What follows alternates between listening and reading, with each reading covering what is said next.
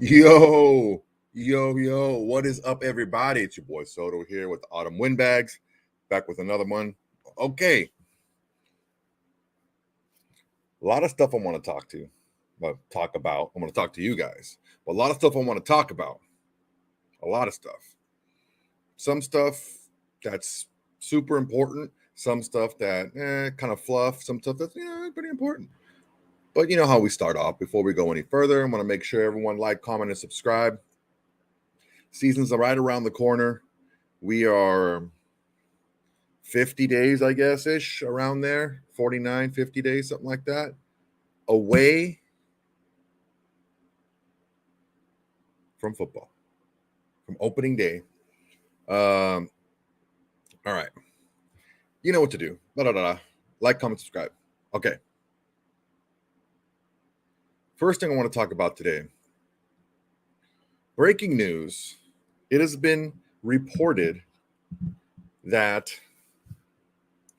Austin Eckler of the lowly Los Angeles Chargers has sent out a link for a Zoom meeting to like big name running backs in the NFL. And also NFL Players Association will be in attendance, apparently. Mike Florio from Pro Football Talk. All right. Just the fact that we know about this means that this is more of a show than anything that's really going to happen.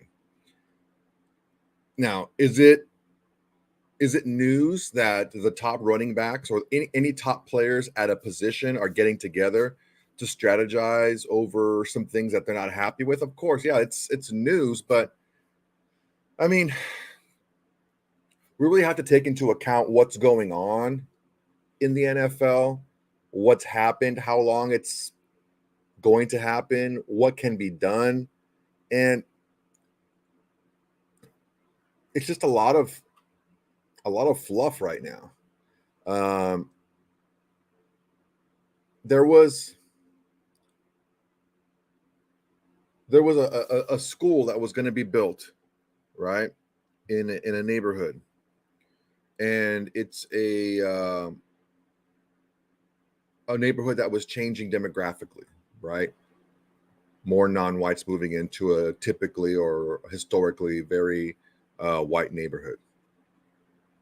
More kids need more schools, right? So they were going to build a school, but the school was going to be built in an area that was seen as a little bit more lower economically, right? A lot of the parents got up and they're like, dude, this is not fair. This is not right. Children should learn together. They shouldn't put a school away from, in predominantly non-white areas if everyone's going to go to that school, blah, blah, blah. So they got it changed. The parents got it changed. So the school was put in a safer area, socioeconomically. Well, none of those parents that were up in arms sent their kids to that school. The reason I'm telling you this is it sounds great until you have to do it. Holding out, sticking it to the man, telling the owners you're not going to take this anymore sounds great if you're not the one giving up $10 million. Austin Eckler, you're not giving up $10 million this year. Christian McCaffrey, Derrick Henry, Nick Chubb, you guys aren't giving up $10 million this year. So it sounds good until you have to do it. So that's really the long and short of it from a summary perspective, right? There is a dilemma right now in the NFL with the running back position. Now, I wish I had more information on you, but the meeting should be tonight. That's what's supposed to be, Saturday night tonight on Zoom with the Players Association. And let's go ahead and talk about the dilemma. All right.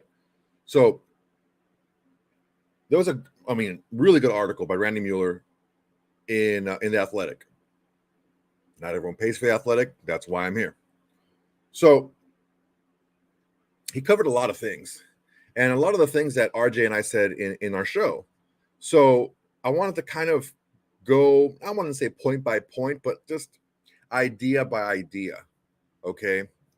I'm hearing a lot of things, on Twitter. I'm getting messages, just passive aggressive, this people who are impatient, people who are very impulsive, they just annoy me, because it always seems like they're impatient or impulsive because of negativity. Oh, I don't like this, I'm moving on, or I want this, I need that because I'm not happy with where I am or who I am or what it's built, it's created off of a foundation of negativity. If we move out, if we move away from the regime that we have right now, and again, I'm not married to this regime of Mick Ziegler. I don't care who is our GM or our coach. I don't give a shit. I just want to win, right?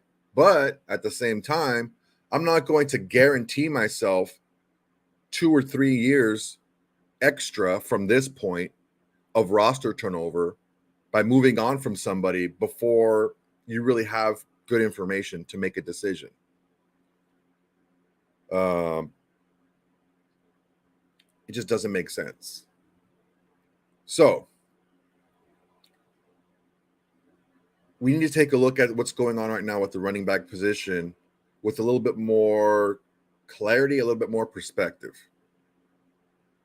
First off, this franchise tag was collectively bargained by not just the owners, but the representatives of the Players Association. So if they didn't have enough foresight to see how this could be used and weaponized, the franchise tag can be used and weaponized to suppress salary, then the representatives of the Players Association were blind. That's basically what it does. I know that a lot of people are trying to say, well, it was intended as a placeholder. It was intended to limit roster movement, but give teams a chance to look at the fair market value of contracts during free agency, and then give their own players, contracts and stuff like that. But honestly, the CBA, the collective bargaining agreement, is in place for 7 more years. So all this fair, whenever I hear someone and they're talking about an issue and what they're talking about is very emotion based, I know that they're coming from a position of gain. Like, what do they have? They probably have something to gain from it, either themselves or an ideology or anything like that. And all I'm hearing is fair, this is not right, and they should, and then this, and dude, that's why you have pen on paper, right? That's why you have lawyers looking through page after page after page of these contracts and these collective bargaining agreements. If you think a freaking contract is long, imagine how long a collective bargaining agreement is. That's why they get together, and that's why they hammer out these details. But the problem is when people get over on another side, automatically fairness comes into play. Oh, this is not fair, this and that, this and that. Look, this is millionaires versus billionaires. I don't really give a shit, right? Pay them as much as you want, pay them as little as you want. Unfortunately, we have the problem that every team in the league does, and it's called the salary cap. Okay? So there's a lot of things that are floated out there, aside from the fairness issue, right? Which is complete bullshit. It is what it is.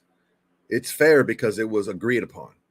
If let's say the owner said, okay, we're going to do this and we don't care what you feel about it, because that's unfair, right? It's you don't have the right to play in the NFL. It's a privilege to play in the NFL. And if you decide to play in the NFL, it's not like, okay, we're going to make the rules as owners and you have to abide by them. No, the owners and then representatives of the players come together and they agree on these rules. So let's just get fairness and throw it out the window, because that's a complete It's a childish view. Okay, it's a childish view. You are being a freaking child if you're saying, "Oh, well, it's not fair." It is fair because that's what both sides agreed to. Okay, so I'm sorry. I'm not sorry. It's a shame if you feel triggered or hurt by this, or you feel uncomfortable by what I'm telling you, but it's the truth. All right. And if you are feeling some kind of way about what I'm telling you right now, maybe you should look at yourself first and see why you feel the way you do. If it's emotion based, check yourself. See what we got going on over here. All right, we got a lot of people on here. Okay, let's see what else we got. Okay, moving on in the dilemma. So another thing that was addressed, which I keep telling, I've told RJ forever and ever and ever about this. This whole thing about losing the locker room is completely overblown. Okay. Oh well, you have to show you have to show the rest of the team that you're willing to pay your players. Okay. We have one of the highest paid left tackles, especially when he signed the contract. We had one of the higher paid quarterbacks, and he was let go, but I mean, he was on our team for 9 seasons. Well, the bulk of them, one of the higher paid quarterbacks. We have I think number 2 paid receiver. We have a top 5 paid edge. I mean, we pay our players at the right position, and if they're good enough. Okay, so the way that the NFL feels about the running back position is very different with how a fan of the team feels about their running back. And I think we have to take a step back and understand, what would the running backs do if they were the owners of the team? If they had a salary cap, would they just throw money at different positions regardless of how important they are to your success? Or would they take a look at these numbers and say, okay, well, these players seem to be more replaceable than others. They have a shorter shelf life. They get injured more often. With usage, they wear down quicker. And what would they do to maximize their profits? Of course, they would do the same thing these owners are doing. So let's take a step back and see what actually is going on here. So the whole premise of, oh well, you're going to lose the locker room if you don't pay Josh Jacobs, is another line of absolute bullshit. These players, they understand what's going on here.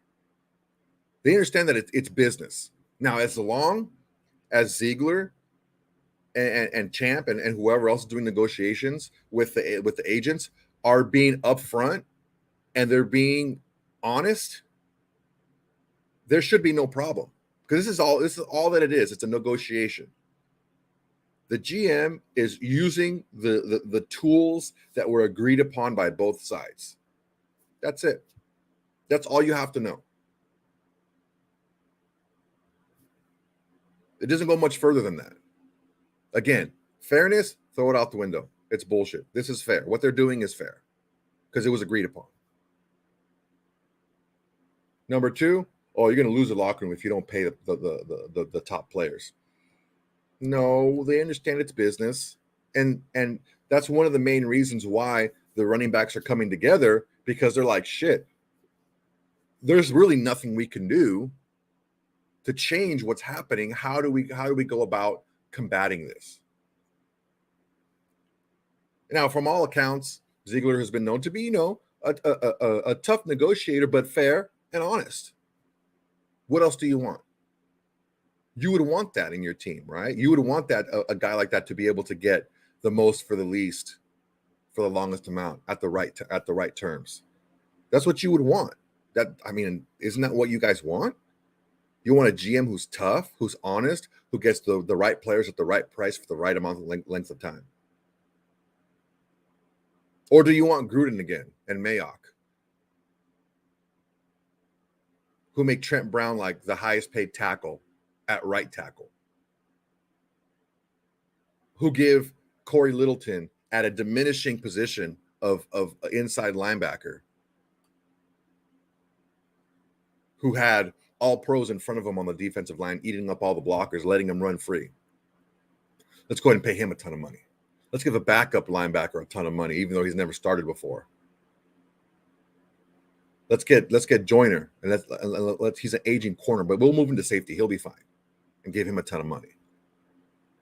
Is that what you want instead? Because a lot of you guys don't realize the dead cap is real.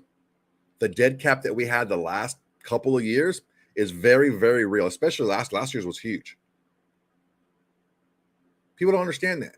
People think, oh, well, whatever, just push the money down the road. Well, you know what? Sooner or later, that shit comes back to haunt you. And when you make bad decisions and you just pay whoever, whatever you want to pay them, that's what happens.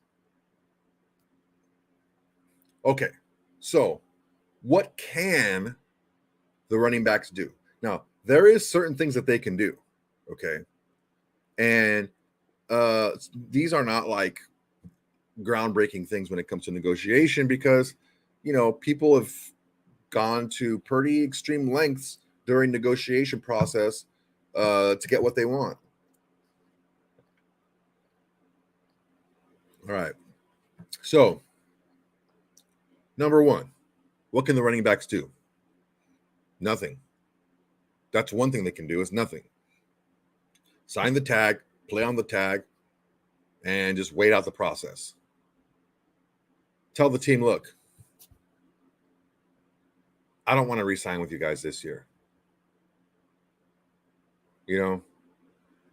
I'll sign the tag. Let's say, for example, after this season, they told, hey, Josh, we're going to tag you again, and we're going to try to get a long-term agreement, for you. And Josh Jacobs was like, I don't want to be tagged. Sign me or trade me. Okay. We're going to tag you, but we want to trade you. Okay. And then tag them and find a trade partner and let them go. That can happen. But for this season, that ship's gone. There's nothing else that can happen right now. Saquon Barkley, Josh Jacobs, fuck Saquon. Josh Jacobs, not fuck him personally, but like the idea of him right now, I don't care about that. I don't care about the Giants. Josh Jacobs is not going to make more than the 10.1, let's say 10.09, whatever it is, million on the tag. That's what he's going to make this year if he shows up to every game. That's it. Now, what else can they do? They can play hardball. Josh Jacobs can play hardball and say, I'm not going to play for the tag and I'm not going to play at all. Now, if your goal as a player in the NFL is to maximize your earning potential, giving up $10 million guaranteed dollars is not the way to do it. Le'Veon Bell got bailed out by the Jets. That's not going to happen again. Even in the 5 years since that happened, the running back position is being viewed very different than it had been. And teams aren't going to do that anymore. They're going to learn from those mistakes. So that's not going to happen. One thing is, Josh Jacobs is extremely unlikely to miss game checks. Camp and preseason, they don't mean anything. You don't get paid for that, right? You get paid for the games, game checks. When you play a game, that's when you get paid, once the season starts. So why show up to OTAs or mini camp or training camp? Why show up for that for free? You're not getting paid. It's less than you want to get paid anyway, so why show up? I get it. I understand. I probably would do the same thing. I'd be like, listen, Ziegler. I'm going to sign the tag. I'm not happy about it. I don't want to get tagged again, but I'm going to sign it and I'm going to play this year. But I also want to kind of do my own thing, getting ready for the season. So I'll sign the tag like a week before the season starts, get a good week of practice in before week 1, and I'll be there in time for week 1. If you have any questions, contact my agent. It's well within his rights to do that. What that'll do is that'll put the kind of hot seat or the spotlight on the Raiders. Okay, are you going to sit back and wait for him to sign his tag, or are you going to just pull the tag back and make him a unrestricted free agent?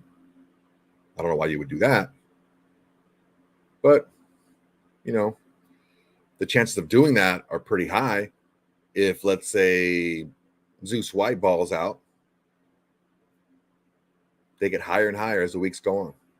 Become less and less valuable the less and less time that we have with you. Okay, what else can they do? They can sit in. Instead of sitting out and not signing, they can sign and sit in. This is normally done when a player wants out of a team, right? Where they're like, oh, I can't play, I'm hurt. Like the Jalen Ramsey. Can't go, boss. My back's messed up. Sorry, can't play, can't practice. My back hurts. What happens? He gets traded to the Rams, and suddenly, oh wow, what did you know? It must be this LA weather. It really fixed his back. That's exactly what happened. Was in Jacksonville, didn't want to be there anymore. They were losing, team was shit. I don't want to be here. Okay. Well, I don't know what we can do. We're in mid-season. Ramsey's like, well, my back hurts, can't play. Did that for a while. They're like, you know what? Screw this guy. Let's flip him over to LA, get their picks, and move on. Everyone got what they wanted. So it doesn't really happen when a player just is unhappy with their money. Look what happened with Eckler. He's, I want to trade. I want to hold out, this and that. Chargers like, look, we're going to, change some of your wording in your contract to make more of the money guaranteed. And we'll give you a couple of million on top of that. And then that's it. Come back in and whatever. Different situation, but players don't normally do this if they want to stay with the team. From all accounts, Josh Johnson wants to be a Raider. Or Josh Johnson. Hope he's not a Raider. God damn. Josh Jacobs wants to be a Raider. Plus, that's going to start like a bad faith negotiation, right? Because anything that's said by anyone in the team, not the players, but like personnel, ownership, GMs, that's why they're not really saying anything. Like if Mark Davis would go on the TV or an interview and say, oh man, we really want Josh Jacobs. We really want to sign him. We really want him to be on the team. We really need him. Okay, well, then guess what's going to happen the very next day? Josh Jacobs' representation is going to be like, hey, man, your owner even says it, that then you need him. They're going to use everything you say. They're like the police. Everything you say can and will be used against you. But the inverse is also true. Anything you say and do can be used against you from a team perspective as well. Well, you know what, Josh Jacobs, representative? I mean, our doctors checked him out. Our training staff checked him out. He was good to go, and he just chose to not play. How do we know that's not going to happen again? We're going to have to write some language in this next contract to make sure that he plays. That's what's going to happen. And you think other teams are going to be like, oh, shit, we're going to swoop up on this guy. Look what's going on in Buffalo with Diggs. He was a headache in Minnesota, and he wanted out, and now he's being a headache again in Buffalo. You can spin it and turn it and all this stuff. Oh, this person's this person's that. But the thing is, you really see the caliber of character in someone when they face adversity, when things don't go their way. When things go their way, everybody can be an angel. Odell Beckham Jr., when things were going his way, he can be a perfect angel. When things weren't going his way, that's when the problem started. Now, are they all his fault? No, he kind of had an egomaniac quarterback in Cleveland as well. But that's when you know the true measure of a person is when they go through adversity. How are they going to react? Now, can that be a distraction to the team? Yeah, because that could be a split to the locker room, because that's not business. That's personal. That's you taking your personal business and taking that out on the team's chances for success.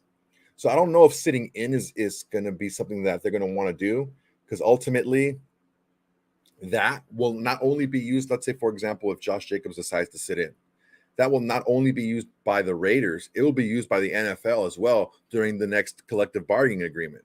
Because they're going to say, you know what? When the players don't like something, guess what? They're just going to sit in instead of holding out, because now they can't hold out because the fines can't be rescinded by the team anymore. Usually it's like, okay, sit out, stay at home. You're going to get fined for missing every day you miss. But once you sign, we'll just go ahead and waive all that. They can't do that anymore. That's how the NFL took care of that. Well, now the sitting in, that's another issue. So I don't know if you want to create these problems unnecessarily, because you kind of go down a slippery slope. Because let's say you are not feeling great, but the team doctors still say you can go, but you say you can't. Even if maybe you can't, it's that gray area that you want to get rid of. You want to get rid of these gray areas. Okay. Also, another thing that the running backs can do is they can push for a renegotiation of the CBA. The one that I've heard the most, and it has probably the strongest, and maybe it has the furthest starting point, the most likely to happen if it were to happen. I don't think any renegotiation is likely to happen, but if one were to happen, this is probably the one that's going to be the one to happen. And what was proposed is you change the franchise tag for running backs, and you make it a 2-year guarantee instead of just a 1 year. So you're tagging them, but it's a guaranteed 2 years, and then you can't tag them after that. Very similar to what's happening now. It would, give the running backs a little bit more security. But there's one thing that in contract in renegotiations, one side never gets everything, right? This would be a huge win for the running backs, right? If they were allowed to change the collective bargaining agreement. The owners are not going to agree on changing the CBA that was agreed upon by both parties initially, unless they get something in return. And I guarantee you 100%, if the owners give up something, they're going to get something back that's way more valuable to them. What's that going to be? Who knows? But that little thing that you gained, that the running back gains, could hurt the rest of the league. I don't know if the Players Association wants that, because they don't just represent running backs, right? They represent every player in the NFL. So if you're the Players Association and the owners were like, okay, well, if you want to make this change to the CBA, you also got to agree to this. I would be very hesitant, because you may have, 21 other spots on the field that are very angry with you just because you took care of one. So that's the perspective that we have to look at. Oh, well, we should change it. This is unfair. But again, get that word out of here. Fairness is an illusion. Okay. All right. You look at what's been going on in the NFL right now, and some of the things that are happening to cause the owners to feel this way, that they can do what they're doing. I mean, look at the Super Bowl, man. Freaking Pacheco comes in as a 7th rounder, takes a first rounder's job. That first rounder is probably not going to, what is this going to be, his 3rd year, 4th year coming up? That 5th year option is not going to get picked up. They're not keeping him around. Clyde Edwards-Helaire. Mixon take a huge pay cut. Miles Sanders signed for $6 million a year for 4 years. I think only $20 million of that is guaranteed. It's ridiculous. Cook's looking for a job. Zeke's looking for a job. Fournette's looking for a job. Hunt's looking for a job. You're telling me those guys can't come in and a combination of one of those guys, maybe not Zeke, but one of the other three and Zeus couldn't give us a pretty damn good rushing attack? I think so. I think the rest of the league thinks so as well. And we wouldn't have to pay $10 million either. And there's another thing that we're not taking into account. There's a salary cap, right? So if the running back gets paid more, that means other positions get paid less. And I don't know that the Players Association wants to go through that with 21 other positions on the team. Because honestly, it's a lot harder to justify paying other positions less when you can already justify the replacement value and the efficiency at which you can replace running backs. Now, if you're a tippy top guy, meaning you consistently get more than what's blocked for you, you can hit a home run from anywhere on the field at any time. Anytime you touch the ball could be a touchdown, right? You're valuable in your versatility. You can run, you can block, you can catch, you can run routes, you can be a mismatch anywhere on the field. You're really good on third down in the red zone, stuff like that. If you're those type of guys, yeah, you pay them a little bit more, but a little bit more, right? So you have to take a true evaluation of who we're getting and who they are. All right, let's see. We got some comments here. Hopefully, I'm not getting buried too bad. Let's see here. William Merchant, it sucks for the players, but the players agreed to the CBA. It's true.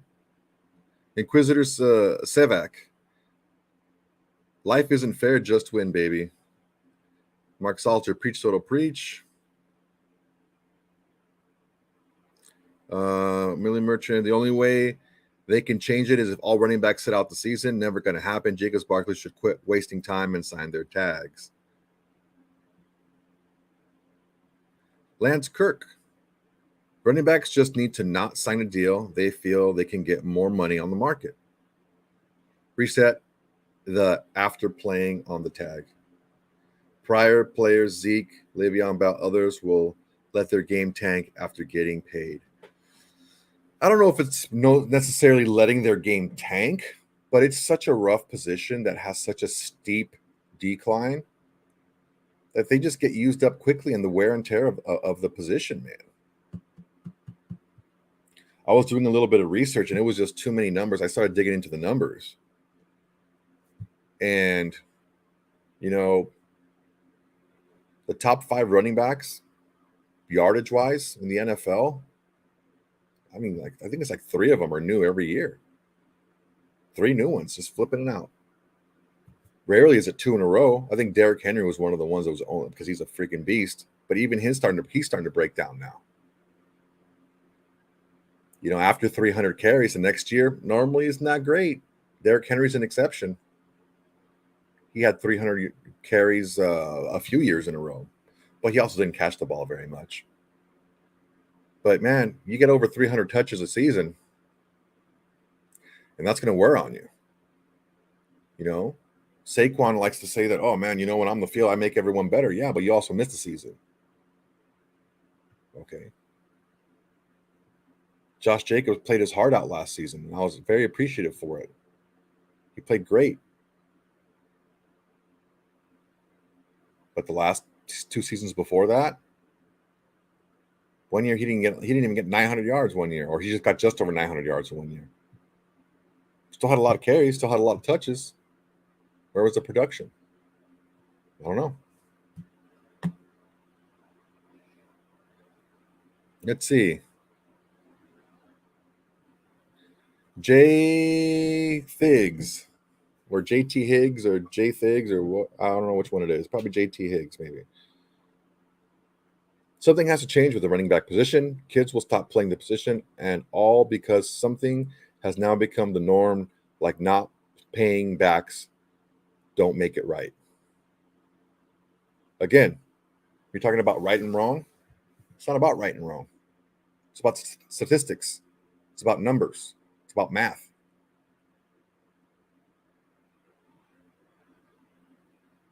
Analytical statistics. You analyze what's important and what's not. We keep talking about there not being running backs. This has been an issue for quite some time now. I think it just happened because two big time players came up at the same time. And it only happened because the Raiders declined the 5th-year option on Josh Jacobs, or else it would have been him next year, and it would really, really only have been Saquon this year.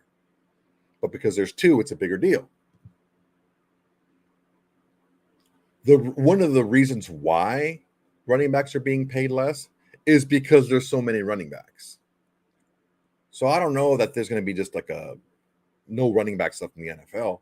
I mean, if you're 5'10", 225, 230, what other position are you going to play in the NFL? Honestly, you're going to be a receiver? Probably not. Each player, I mean, there's some players who can go out there and play different positions and play them very well. But at that size, you really have what? Running back and linebacker? Maybe lose a little weight if you can be a safety? I don't know. But the thing is we're looking at these things like they're getting paid the minimum in the league. They're still getting compensated. They're just not getting paid like other positions who have proven to be more essential to winning. That's what I like I said in the show this last week on Wednesday. The teams look and see who's the most valuable. 51 of the top 56 played players in the NFL are in 5 positions. And it's all about passing, catching the pass, and getting the passer. That's where you just follow the money. If you want to know where trends are going, follow the money. Right? That's the trend. That's what wins in the NFL. You pass the ball, you protect the passer, you catch the ball. You go after you go after the passer. Those are the 5 positions: quarterback, wide receiver, left tackle, interior defensive line, edge rusher. Those 5 positions make up the top 51 paid players of the top 56. You'll sneak a linebacker or a corner in here every now and then, but ultimately it's those 5 positions, and it's all about the passing game.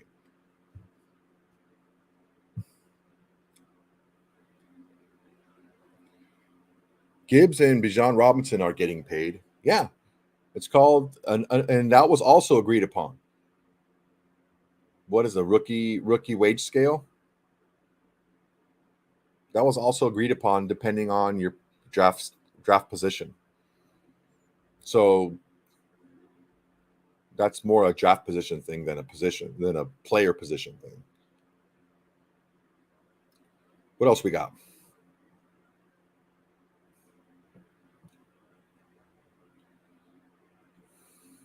JJ is more valuable. My opinion, JJ is more valuable than Chandler Jones. So if you pay Josh Jacobs, let's say $13 million this year as a part of a long-term contract, you still have a huge dead cap hit for Chandler Jones. You understand that, right?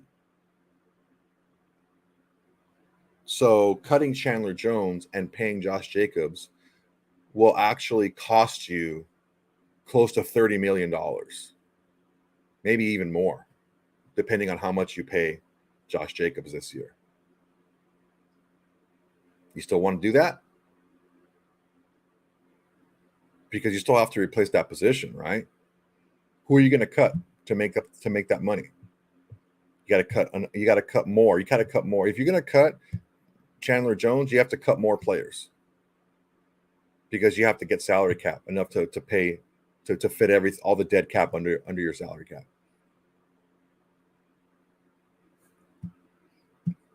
Just makes sense. My opinion, again, not so many great ones though as far as running backs go, and that's true. There aren't very many great ones, But what happened to the Panthers' rushing attack when they traded Christian McCaffrey? They got better.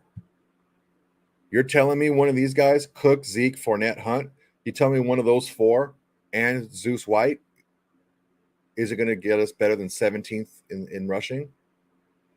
They may not get flashy stats per person,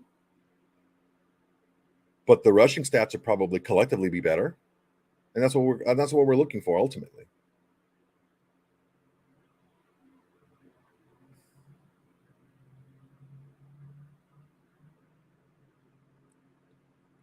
Panthers are dead last in the NFC.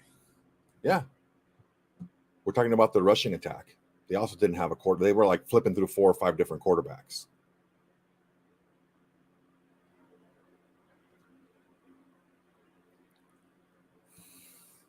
My opinion, I see that you're looking at value to the team, but you're not looking at value as far as dollars and cap wise. Who's more valuable to the team? I would say Josh Jacobs is more valuable to the success of the team. Himself. I would say that. I agree. But at what cost? What if we sign Dalvin Cook? Okay, before you start gloating, see this. I don't want to make it like this, but I have to put you guys in your place when you're being ignorant. And I'm not taking a personal shot at you, but in this instance, you're being ignorant right now. You're not listening to anything other than what you want to hear. If we sign, let's say we sign Cook or Fournette or Hunt for that matter, right? We signed them for the same deal that Miles Sanders got, $6 million a year. Okay, you telling me that Hunt and Zeus White can't produce more than Josh Jacobs? That's what you're telling me.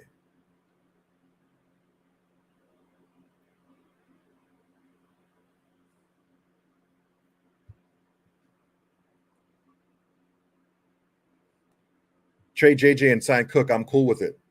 So how valuable is JJ overall? See, it's not the specific person that's valuable, it's the position. It's the production from the position. So I think we can agree on that, right? It's the production of the position that's valuable, not the specific person. Because if we can get the same production out of 2 other guys that we're already paying on the team, why pay more?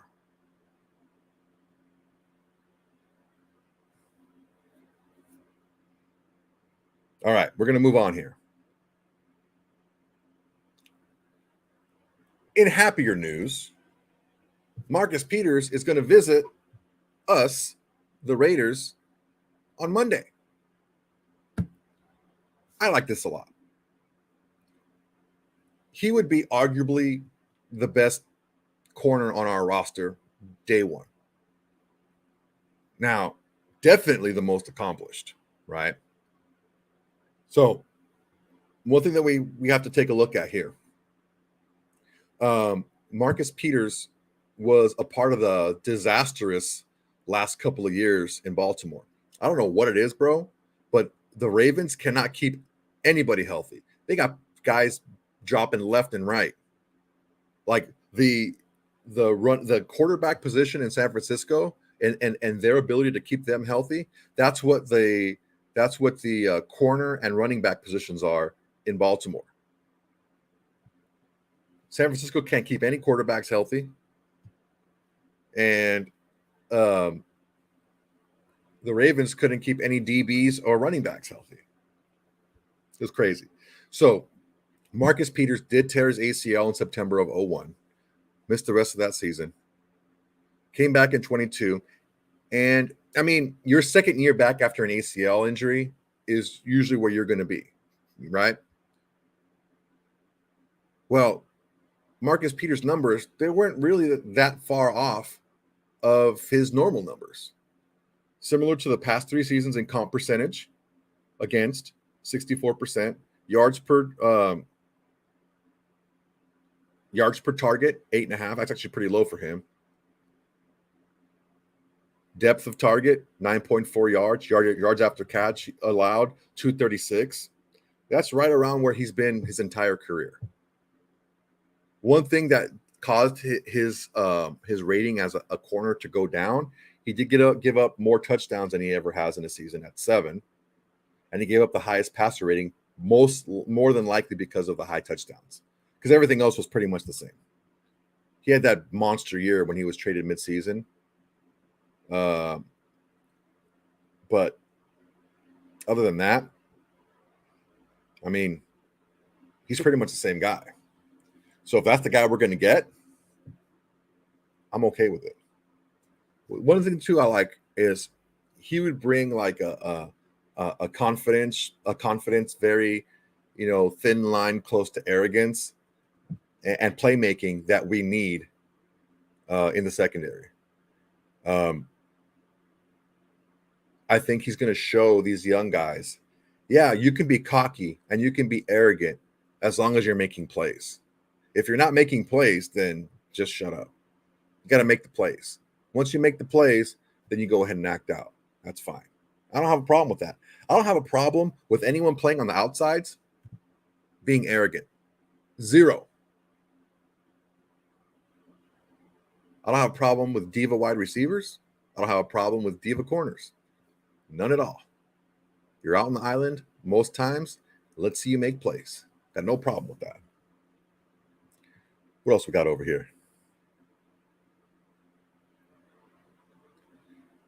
Yeah, Peter said we need that. Jay Thiggs, I hope we pick him up. We need a proven veteran.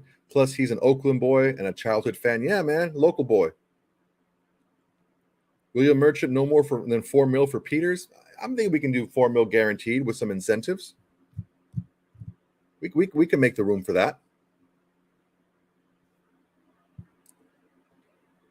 I mean, he played in a division. Hector Pauline says Peters is too slow for this division. Well, he's another season out from ACL surgery, so he should be a little bit healthier, number one. Number two, he came from a division where he played against Chase and Higgins and Amari Cooper and those guys twice a season. I mean, I think he's okay. I think he'll be fine. Okay. Next up, some news and notes. Despite what a lot of you guys want to believe, Hunter Renfrow is not being shopped by the Raiders. Ben Levine reported that. Pro Football Rumors. He's not being shopped. Would the Raiders listen if someone calls? Sure, that's just doing your due diligence, but he's not. It's not out there that they're looking to move on from him. Okay. Tyree Wilson, Defensive Rookie of the Year. So, if any of you guys didn't know, Tyree Wilson and Byron Young are two rookie defensive linemen, or two of our rookie defensive linemen. We have another one. Are on the injured list. Tyree Wilson is on the non-football injury list, even though he was injured playing football. The non-football injury list basically in the NFL. So he has an injury prior to entering the NFL, so it is technically classified as an NFI, non-football injury. Basically, no news. We all knew he wasn't going to be on the field the first day of training camp. Everybody knew that. Everybody knew that from the doctors, from all the reporters, from anyone who's making it a big deal that he's not in training camp right now is just looking for reasons to bitch and complain. Because we all knew his timetable wasn't going to be first day of training camp. All expectations are He's going to be ready before the season starts. So if the season starts and he's still not ready, then we can talk shit. I'm not saying you can't talk shit ever, but at least wait to the appropriate time. If you're being told information and that information that you were told is proven to be correct, just because it's not on your timetable, just shut up. Quit bitching for nothing. Now, I'll tell you something right now. Tyree Wilson is tied for the 4th best odds to win Defensive Rookie of the Year. So that's why would he be so high if he's not even expected to play? Doesn't make any sense. You got Will Anderson at plus 400, Jalen Carter plus 700, Devin Witherspoon and Tyree Wilson at plus 1,000, Emmanuel Forbes plus 1,200. So I don't know. Wilson was expected to miss the time. He's okay. I'm okay with Wilson waiting until he's 100% and a day.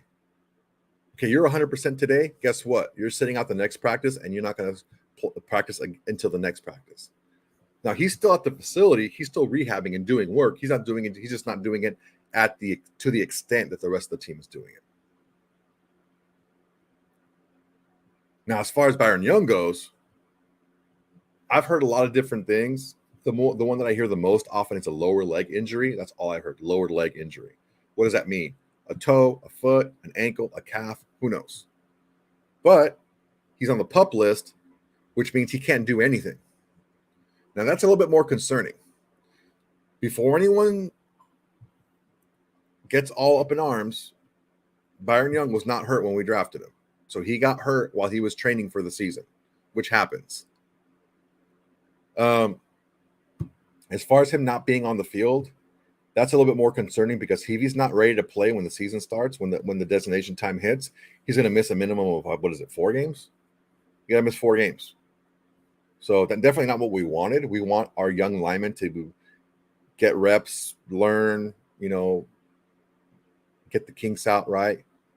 So definitely that's something that, I didn't want to have happen.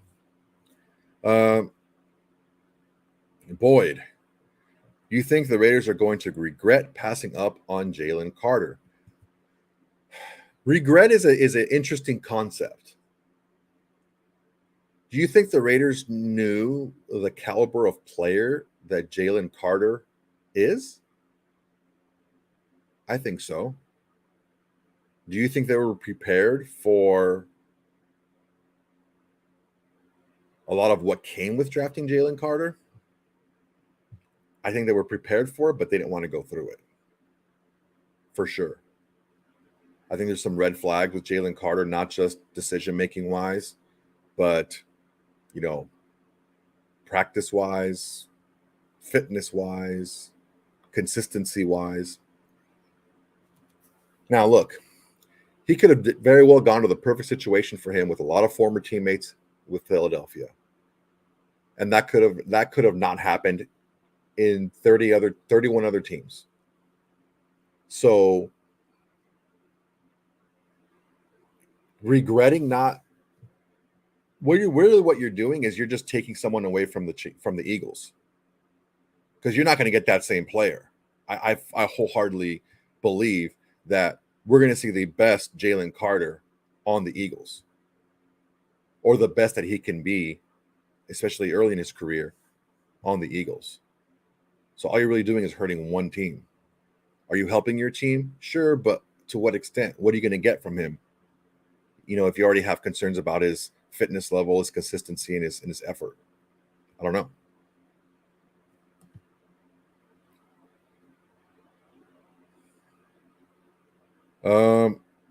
All right.